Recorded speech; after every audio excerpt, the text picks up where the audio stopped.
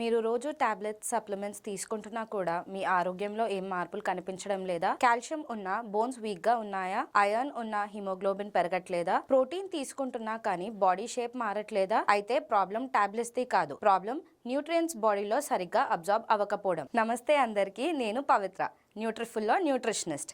ఈ వీడియోలో న్యూట్రియంట్స్ ఎందుకు సరిగ్గా పని చేయవు, వాటిని ఆపేసే ఆహారాలేంటి మరియు సరైన సమయం, సరైన కలయిక గురించి చెప్తాను. First, iron tablet tea, coffee, పాలు లేదా కాల్షియంతో కలిపి తీసుకుంటే అబ్జార్బ్ అవ్వదు. లంచ్ తర్వాత టీ తాగడం వల్ల ఐరన్ అబ్జార్ప్షన్ 50% వరకు తగ్గుతుంది. ఐరన్ సరిగ్గా అబ్జార్బ్ అవ్వాలి అంటే నిమ్మకాయ, ఉసిరికాయ, ఆరెంజ్ లాంటి వైటమిన్ సి ఫుడ్స్తో కలిపి తినాలి. కాల్షియం అండ్ వైటమిన్ డి లేకుంటే కాల్షియం అబ్జార్బ్ అవ్వదు. రోజుకి 15 to 20 మినిట్స్ సన్లైట్ చాలా ముఖ్యం. కాల్షియం టాబ్లెట్ తీసుకోవడానికి మంచి సమయం రాత్రి. కిడ్నీ స్టోన్స్ ఉంటే కాల్షియం ఆపేయడం తప్పు. కాల్షియం తక్కువ అయితే స్టోన్స్ రిస్క్ ఇంకా పెరుగుతుంది. 3 నుండి 3.5 లీటర్ల నీరు తప్పనిసరిగా తీసుకోవాలి. తర్వాత ప్రోటీన్ గురించి మాట్లాడుకుందాం.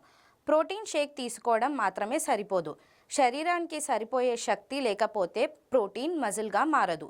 భోజనం స్కిప్ చేయడం, చాలా తక్కువ క్యాలరీస్ తీసుకోవడం, మద్యపానం, నిద్ర లేకపోవడం వల్ల ప్రోటీన్ పని చేయదు. ప్రోటీన్ని సరిగా ఉపయోగించాలి అంటే ప్రోటీన్ మరియు కార్బోహైడ్రేట్స్ కలిపి తినాలి.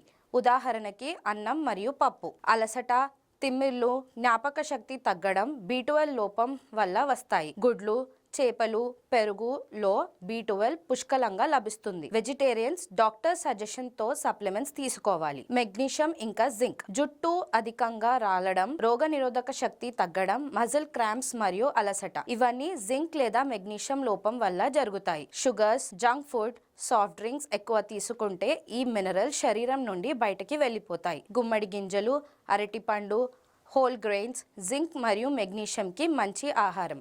ఫైనల్గా చెప్పాలి అంటే న్యూట్రియంట్స్ తినడం ఇంపార్టెంటే, కానీ సరైన సమయం మరియు సరైన కలయిక ఇంకా ఇంపార్టెంట్.